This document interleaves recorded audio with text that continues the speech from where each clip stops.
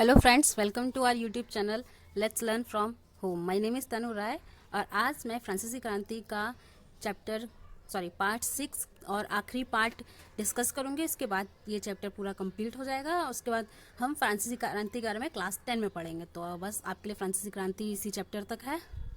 चलिए हम शुरू करते हैं।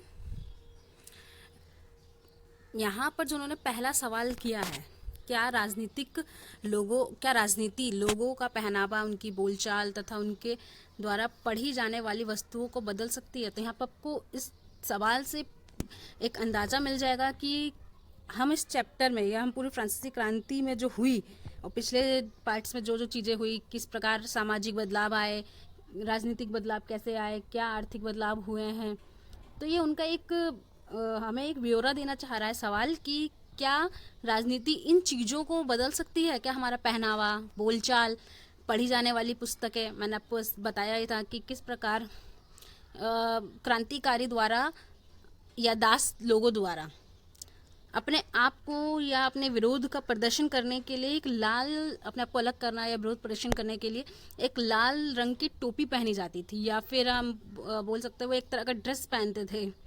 ठीक है, वो ड्रेस उनका एक मार्क होता था, यानी यूनिफॉर्म उनकी एक मार्क होती थी कि हम आपसे अलग हैं, हम आपका विरोध कर रहे हैं। तो ये राजनीति के कारण या राजनीतिक बदलाव के कारण आया है। तो हाँ, ये उसी के कारण पॉसिबल है। भाषा की बात हम करें तो मैं आपको बताऊं, जो उस समय का यानी जो 18वीं सदी का जो समाज था वो बहुत ही ज़्यादा मतलब वो हम बोल सकते हैं कि वो समाज एक परफेक्ट देश की तरह ही था। परफेक्ट देश मतलब जिसकी कोई सीमाएं हो, उसका राजा सिर्फ अपने देश के प्रति सोचे नहीं। उस टाइम का जो समाज था वो, एक तो पहली बार वो देश नहीं था। उस समय की पूरी दुनिया में देश या राष्ट्र जैसा कोई अवधारणा नहीं थी। तो जिस राजा ने जिस क्षेत्र को जीता वह वहाँ की चीज़ों को अपनाएगा, या वहाँ की भाषा को, वहाँ के पहनावे को, वहाँ के जीवन को, आर्थिक सामाजिक चीज़ों को। तो ये चीज़ें होती थी। आपने जैसे हमारे भारतीय इतिहास में भी पढ़ा हुआ कि राजाओं का शासन था, यहाँ पे भी राजाओं का शासन।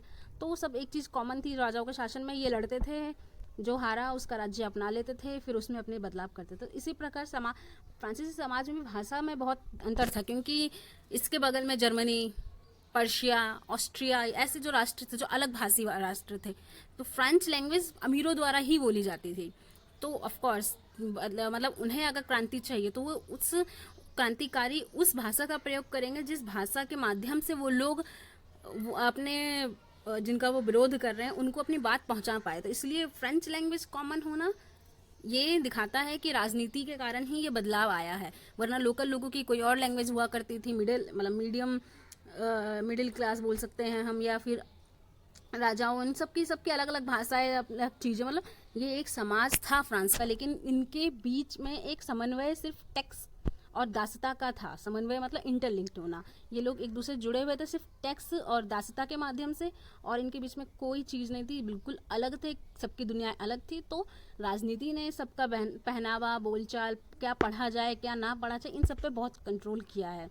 तो हम देख लेते हैं कि इस लास्ट चैप्टर में वही दिखाया जाएगा कि किस प्रकार इसको क्रांति का क्या असर रहा। उस क्रांति में सिर्फ लोगों के भाषण, लोगों का पहनावा या लोगों के बोल सकते हैं कि तरीकों को नहीं, हम उसमें और भी पीछे की चीज़ों को समझेंगे कि और भी क्या चीज़ें हुई जो समाज को बदलाव देने में उसने बहुत मुख्य भूमिकाओं को निभाने की कोशिश की।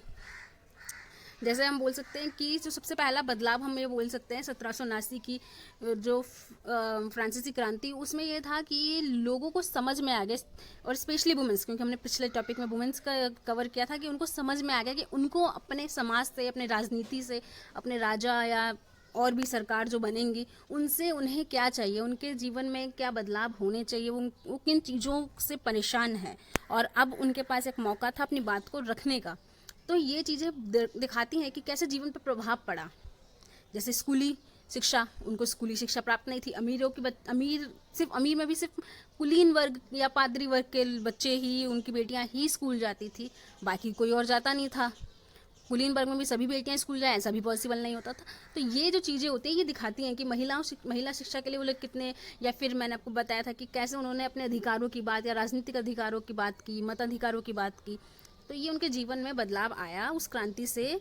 तो हाँ, हम बोल सकते हैं कि 1789 की जो क्रांति थी ये बहुत सारे बदलाव लेकर आई। हम क्रांति को आप एक बहुत अच्छे से समझने का तरीका है बाढ़। आपको पता है बाढ़ या तूफान जब वो आता है तो कितना विशाल रूप वो लेकर आता है, लेकिन जब वो जाता है तो सब चीज़ें साफ करके चला जाता है। सारी चीज़ें हमें साफ और एक नई शुरुआत के रूप में एक दिखाते हैं। लोग बाढ़ को या फिर हम बोल सकते हैं कि तूफान को एक नेगेटिव चीज़ में देख सकते हैं, सबका अपना नज़रिया होता है, लेकिन हम उसका पॉजिटिव साइड देखें तो हमें नई शुरुआत का एक और मौका मिलता है। तो इसी प्रकार हम बोल सकते हैं कि क्रांति जब आती है तो सभी बेकार की चीज़ों को ख़त्म करके उन्हें अपने साथ ले जाती है और एक नई शुरुआत का हमें मौका देती है। तो यही हुआ 1789 की फ्रांसीसी क्रांति ने। उसने बहुत सारी चीज़ों का मौका दिया, बहुत सारी नई चीज़ों का, जैसे अब राजा का शासन नहीं होगा, जो कई हजारों सालों से जो पूरी दुनिया में चला रहा था उसके खिलाफ आवाज़ उठाई गई, और उसे आवाज़ नहीं उठाई गई, सिर्फ उसे ख़त्म भी किया गया। पूरी दुनिया को दिखाया गया कि अगर आप एकजुट हैं तो आप कर सकते हैं। राजा का शासन एक उन्होंने ख़त्म किया, दूसरा उन्होंने समानता, स्वतंत्रता, बंधुत्व की बात की जो कभी नहीं था। मतलब लोग आपस में एक साथ जुड़े थे, उनकी सोसाइटीज़ हुआ करती थी, लेकिन वो कभी एक साथ नहीं हुआ करता था। आज उन्होंने सोसाइटीज़, क्लब्स बनाने शुरू किए, अपने विचार रखने शुरू किए जो कभी रखते नहीं थे। दूसरा हुआ। तीसरा उन्होंने, और स्पेशली वुमेन्स ने ये चीज़ को समझी कि उनको अपने जीवन से क्या चाहिए, उनके जीवन में क्या महत्वाकांक्षाएं हैं, ये सब चीज़ें पुरुष, स्त्री, महिला, इन सब के बीच, मतलब स्त्री, महिला या पुरुष जो है इनके बीच में क्या अंतर है, ये अंतर को कैसे कम किया जा सकता है, ये सब चीज़ें हम जो आज की चीज़ वो देख रहे होते हैं, वुमेन्स का पार्टिसिपेशन हो, चाहे किसी भी फील्ड में हो, चाहे वो पॉलिटिक्स हो, इकोनॉमिक्स हो या सोशल वर्क में हो, तो हम देख सकते हैं कि ये इन्हीं कारणों के कारण हुआ है। अगर महिलाएं अपनी आवाज़ नहीं उठाती तो क्या ये सब चीज़ें आज पॉसिबल हम जो देख रहे हैं वो नहीं हो पाता।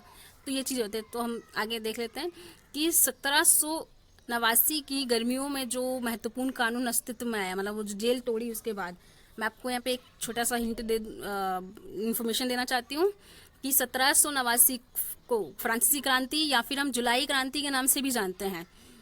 फ्रांस के समाज में गर्मियों के टाइम पे हमने पहले भी पढ़ा था कि जब लुई 16 जब भागा था 1789 में, तो उसने ऑस्ट्रिया के साथ मिलकर, प्रशा के साथ मिलकर उसने फ्रांस के ऊपर हमला करने की योजना बनाई गर्मियों में। तो आप ये वर्ड को देख रहे हैं, गर्मी, ये इसलिए इम्पोर्टेंट है क्योंकि वह एक ध्रुव के पास वाला देश है, ठीक है। अब ध्रुव के पास ठंड बहुत रहेगी तो उनके लिए गर्मियाँ बहुत इंपॉर्टेंट होती हैं। तो कोई भी बड़ा काम करना, स्पेशली क्रांति जैसी काम जिसमें आप मनुष्य का मानसिक रूप से तैयार होना बहुत जरूरी है, इसलिए कोई भी बड़ा काम गर्मियों में ही होता था। क्रांति भी गर्मियों में हुई। क्यों? क्रांति के लिए उन्होंने जुलाई का वेट किया। वो चाहे तो अगस्त में कर सकते थे, हो सकता था वो जनवरी में कर देते, या 1789 के शुरू में या एंड में भी कर सकते थे, लेकिन नहीं, उन्होंने सिर्फ गर्मियों का टाइम चुना जब सूरज सर पे होता। उनके पास फिजिकल और मेंटल स्ट्रेंथ दोनों होती है किसी काम को पूरा करने के लिए।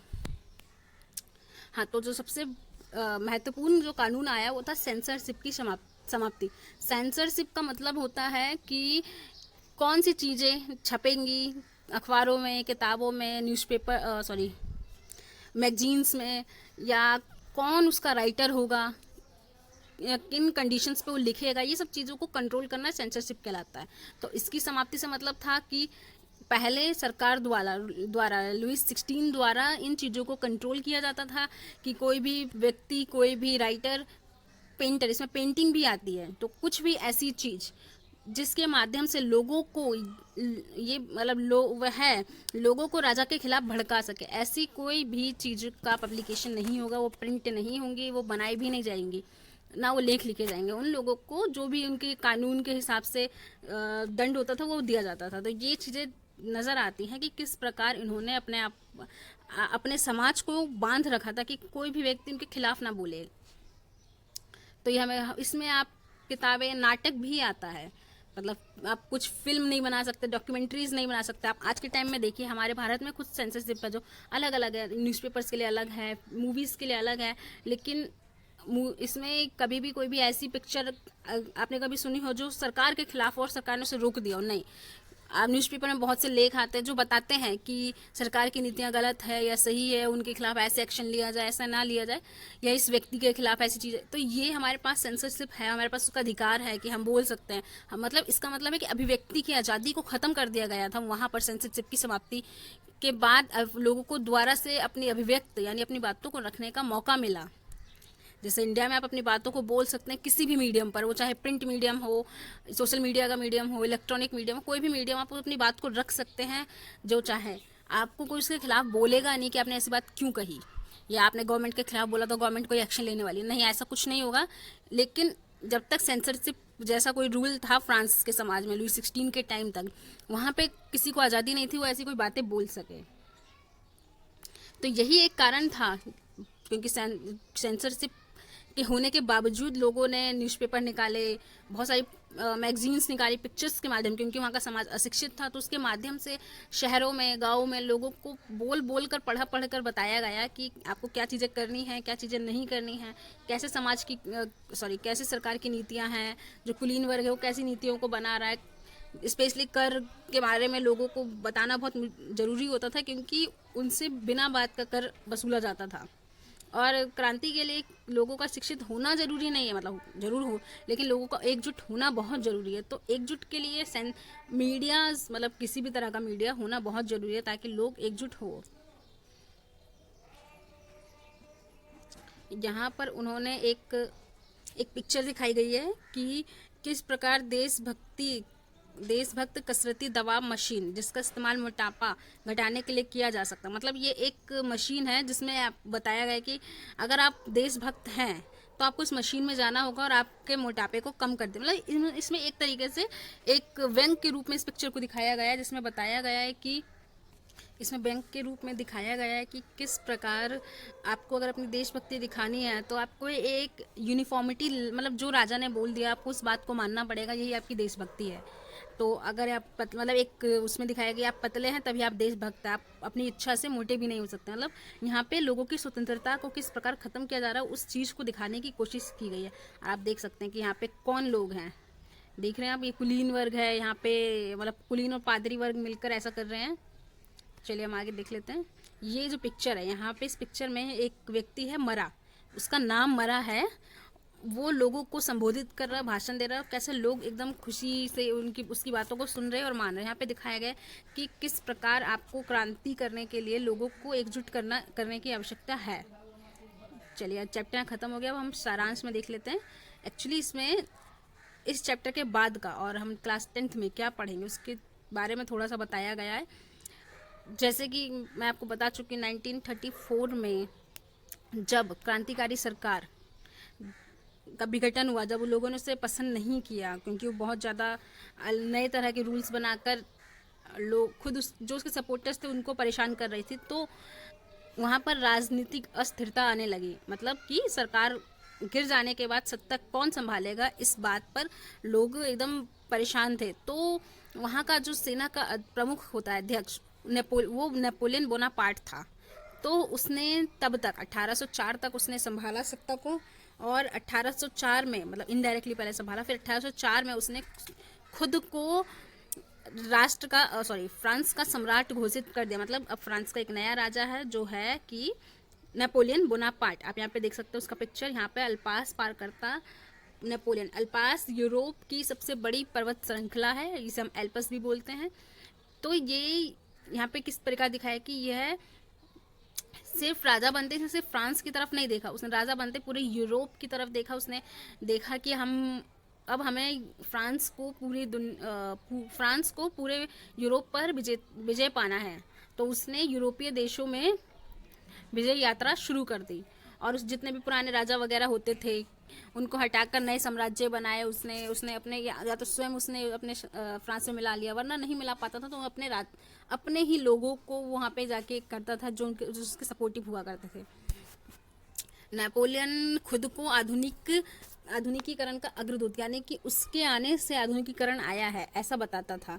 वह बताता था कि वह फ्रांस का मुक्तिदाता है। मतलब लोग उसे अब मुक्तिदाता मानने लगे थे नेपोलियन को, कि उसने पहले वो लोग झेल चुके थे लुई 16 के टाइम के राजवंश की सरकार। ठीक है, उसके बाद उन्होंने देखा क्रांतिकारी सरकार शुरू में तो अच्छी लगी, लेकिन बाद में ये भी खराब निकली। और अंत में आया नेपोलियन, जो उसने बहुत सारे बदलाव किए, जिसके कारण उन्हें लगा कि अब हम फ्रांस में अच्छे जीवन जी सकते हैं। जैसे उसने सबसे पहले क्या कहा, उसने बोला कि हम निजी संपत्ति की सुरक्षा करेंगे। उसने जो आधुनिक नापतोल की जो प्रणाली है, जो आज के टाइम हम देखते हैं, उसकी स्थापना या उसकी शुरुआत उसने की। उसने दशमलव पद्धति की शुरुआत की। उसने स्वतंत्रता के बारे में बात की कि हम लोग स्वतंत्र होंगे, समान होंगे। और उसने बहुत सारे नए कानून बनाए। हालांकि उसने सेनाओं का आधुनिकीकरण भी किया। हालांकि उसे 1815 के वाटरलू के जो युद्ध हुआ वाटरलू का, उसमें उसको हार प्राप्त हुई और उसके बाद उसकी मृत्यु हो गई। तो ये नेपोलियन का सफ़र ज़्यादा हम नहीं देख सकते हैं। 1804 से 15 तक, करीब 11 से 12 साल का। अब देखिए, अब हमें ये समझना है कि हमें फ्रांसीसी क्रांति से क्या मिला।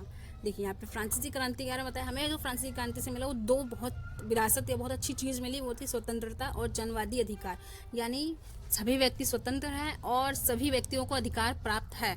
जिसमें नैसर्गिक अधिकारों की बात की गई, जो प्राकृतिक अधिकार है वो सभी को प्राप्त है। वो ऐसा नहीं है कि एक व्यक्ति के हाथ में होंगे। मतलब राजाओं के शासन में क्या होता है कि आपको अधिकार तो प्राप्त नहीं, जो राजा ने बोल दिया आपको करना है, लेकिन जब आपकी चुनी हुई सरकार होती है तो आप अपनी मर्जी का काम उनसे करवाते हैं। इससे हमें क्या हुआ था कि जो पूरे यूरोप में सामंती व्यवस्था थी वो खत्म हुई, क्योंकि अब लोगों के पास निजी संपत्तियां थी, उनके पास अधिकार थे संपत्ति के। तो ये चीज़ें बताती है कि किस प्रकार सामंती व्यवस्था खत्म हुई। एक नए राष्ट्र राज्य का एक नया थ्योरी, मतलब एक आया कि राष्ट्र राज्य क्या होता है, कैसा होना चाहिए, ये हुआ। प्लस पूरे यूरोप में क्रांति की एक नई शुरुआत की। मतलब फ्रांस से पहले किसी भी राष्ट्र में, किसी भी देश में या कहीं भी पूरे विश्व में ऐसी क्रांति नहीं हुई थी जिसमें कोई राजा हारा हो और जनता जीती हो, या ऐसी क्रांति ही नहीं हुई थी, या कोई जनता कभी राजा के खिलाफ ही नहीं जा पाई। तो ये लोगों को एक तरीके का जोश देता है कि, या एक तरीके का प्रेरणा देती है कि अगर फ्रांस में संभव है तो ये बाकी जगहों पे क्यों नहीं है। आगे हम देखेंगे किस प्रकार यूरोप से बढ़कर ये क्रांति फ्रांस से बढ़कर यूरोप के अलग अलग देशों में या विश्व के अलग अलग देशों में कैसे पहुंची और उनका क्या अंजाम रहा, क्या वो सफल रही या नहीं। यहाँ पे मैं थोड़ा सा आपको बताना चाहूँ कि स्वयं भारत के लोग इस क्रांति से बहुत ज़्यादा इंस्पायर थे, प्रेरित थे। जैसे राजा राम मोहन रॉय है, जिसमें वो समानता की बात कर रहे हैं, क्योंकि भारत में महिलाओं की स्थिति खराब होने के कारण समानता से कोई मतलब था नहीं। तो वह समानता के लिए प्रेरित होते हैं फ्रांसी क्रांति को देखकर। या फिर टीपू सुल्तान हैं, यहाँ पे आप इस कॉलम में देखो कि किस प्रकार राजा राम मोहन रॉय इतना प्रभावित हुए कि वह इस क्रांति के अलावा किसी और के बारे में सोचते ही नहीं है। वो सोचते हैं कि अगर ये घटना स्वयं फ्रांस में हो सकती है, जहाँ से या यूरोप से, जहाँ से यूरोप जैसे वहाँ से उपनिवेश शुरू हो सकता है, तो भारत में ये घटना क्यों नहीं हो सकती, भारत क्यों आज़ाद नहीं हो सकता है। चलिए हम इसे क्वेश्चन आंसर डिस्कस कर लेते हैं। पहला क्वेश्चन पूछ रहा है कि फ्रांस की क्रांति की शुरुआत किन परिस्थितियों में हुई। तो मैं आपको चैप्टर में ये बहुत अच्छे डिटेल से बता चुकी हूँ, लेकिन आपको कुछ पॉइंट्स बता देती हूँ। जैसे आपको इसमें सबसे पहले सबसे ज़्यादा एक्चुअली सामाजिक और आर्थिक परिस्थितियों के बारे में लिखना है कि किस प्रकार सामाजिक और आर्थिक परिस्थितियों ने फ्रांसीसी क्रांति को जन्म दिया। सेकंड क्वेश्चन में है फ्रांसीसी समाज के किन तबकों को क्रांति का फ़ायदा मिला और कौन से समूह सत्ता छोड़ने के लिए मजबूर हो गए। क्रांति के नतीजों से समाज के किन समूह को निराशा हुई होगी। देखो, इसमें 3 क्वेश्चंस को एक ही मिलाया गया, लेकिन आप 3 पार्ट्स में और एक ही क्वेश्चन में भी इसको बोल सकते हैं। किन तबकों को फ़ायदा मिला, तो आप जानते हैं सबसे ज़्यादा अमीरों को फ़ायदा मिला, गरीबों ने क्रांति के। लेकिन जब उनका संविधान बना तो वो कुछ इस प्रकार का बनाया गया कि इसमें अमीरों को ही फ़ायदा हो। दूसरा, कौन सा समूह सत्ता छोड़ने के लिए मजबूर था, तो वो हुआ आपका कुलीन वर्ग और पादरी वर्ग। तीसरा था किसको निराशा हुई, तो जिसने क्रांति की, यानी तीसरा वर्ग, उसे क्रांति से पहले और क्रांति के बाद भी ठगा सा ही महसूस हुआ। चौथे क्वेश्चन में उन्होंने पूछा है कि कौन सी विरासत छोड़ के गया है 19वीं और 20वीं सदी के लिए। तो वो विरासतें हैं स्वतंत्रता, समानता, बंधुत्व, न्याय, सामाजिक न्याय, ये सब चीज़ों की बात वो करता है। इसमें वो अभिव्यक्ति के अधिकार की बात करता है कि लोग बोलने के लिए मुक्त है, लोग क्या बोलना चाहते हैं उस पर कभी भी रोक नहीं लगाई जा सकती है। निजी संपत्ति जैसे अधिकारों की बात करता है। चौथा क्वेश्चन, जनवादी अधिकारों की सूची बनाए और हमें आंसर क्या मिलेगा। तो जनवादी अधिकार मतलब कि आज के टाइम में जो हमें अधिकार प्राप्त है, क्या वो हमें फ्रांसीसी क्रांति से मिले। तो हाँ, उसमें स्वतंत्रता है, समानता है, संपत्ति का अधिकार है, राजनीतिक अधिकार है, प्राकृतिक अधिकार, ये सब हमें वहीं से प्राप्त हुए हैं। अब है कि सार्वभौमिक अधिकार का संदेश नाना अंतर्विरोधी थे। क्या इस बात से सहमत है? हाँ, क्योंकि सार्वभौमिक अधिकार पहली बात तो हर देश के लिए अलग हो सकता है, हर समूह के लिए, वो किसी भी देश के समूह उनके लिए अलग हो सकते हैं, लेकिन लेकिन कुछ ऐसे अधिकार होते हैं जो बिल्कुल नेचुरल होते हैं, जिन्हें प्राकृतिक बोले जाते हैं। इसमें जीने का अधिकार, खाना का अधिकार, ये जो अधिकार होते हैं ये सबके लिए सेम होंगे, वो चाहे दुनिया के किसी भी देश का व्यक्ति हो। अब आता है नेपोलियन के उदय को कैसे समझा जाता है। नेपोलियन का उदय एक, हम बोल सकते हैं एक मौके, मतलब एक नेपोलियन का उदय एक परिस्थिति के कारण हुआ, और वह परिस्थिति किन कारणों से है, हमें उसका डिस्कशन करना है। जैसे क्रांतिकारी सरकार के गिरने के कारण, या उसे बचाने के लिए नेपोलियन ने, या समाज को बिखरने से बचाने के लिए नेपोलियन ने खुद को वहाँ का सम्राट घोषित किया, फिर उसने क्या बदलाव किया, उन चीज़ों को हमें बताना है। चलिए, मुझे उम्मीद है कि आपको चैप्टर पसंद आया होगा। आप चैनल को सब्सक्राइब कीजिए, उससे पहले की सारी वीडियोस को देख लीजिएगा, सबका लिंक आपको डिस्क्रिप्शन में मिल जाएगा। और कोई भी क्वेश्चन से या चैप्टर से रिलेटेड डाउट है तो कमेंट में बॉक्स में, या फिर आप टेलीग्राम पे पूछ सकते हैं। Thank you.